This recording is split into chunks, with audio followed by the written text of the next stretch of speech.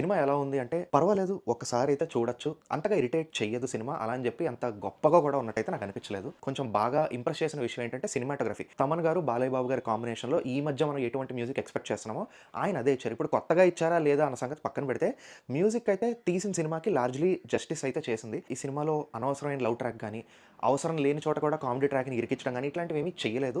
నా వరకు అయితే అదొక పాజిటివ్ విషయంగానే చెప్తాను నేను. అండ్ బాలకృష్ణ గారు ఆయనకి సినిమాలో ఒక ఏజ్ అప్రోప్రియేట్ రోలే ఇచ్చినట్టు అనిపిస్తుంది. ఆయన కూడా బాగానే చేశారు. టెంప్లేటెడ్ సినిమా కాబట్టి మనకి నెక్స్ట్ ఏం జరుగుతుందో ఒక చిన్న ఐడియా అనేది వస్తుంది. ఈ సినిమాలో ఐడియా గాదు. సెకండ్ హాఫ్‌కొచ్చేసరికి నెక్స్ట్ ఈ సీను అని చెప్పి మనం బ్లూ ప్రింట్ ఏసి ఇచ్చేసే విధంగా ఉంటుందనమాట. స్టోరీ, స్క్రీన్ ప్లే పరంగా కొత్తగా ఆఫర్ చేయడానికైతే ఏమీ లేదు సినిమాలో. అండ్ డైలాగ్స్ కూడా కొంచెం బేసిక్‌గానే ఉంటాయి. సినిమా అయితే పెద్దగా ఇరిటేట్ చేయదు. అలా అని చెప్పి కమర్షియల్ సినిమాల్లో ఇదొక బెంచ్ మార్క్ అనేలా కూడా ఉండదు. నార్మల్‌గా బాలకృష్ణ గారి సినిమాల నుంచి ఏం ఎక్స్‌పెక్ట్ చేస్తామో ఇది కూడా అటు ఇటుగా కొంచెం అదే ఇస్తుంది. సంక్రాంతి సీజను వెళ్ళొచ్చు, చూడొచ్చు, ఎంజాయ్ చేయండి అంతే.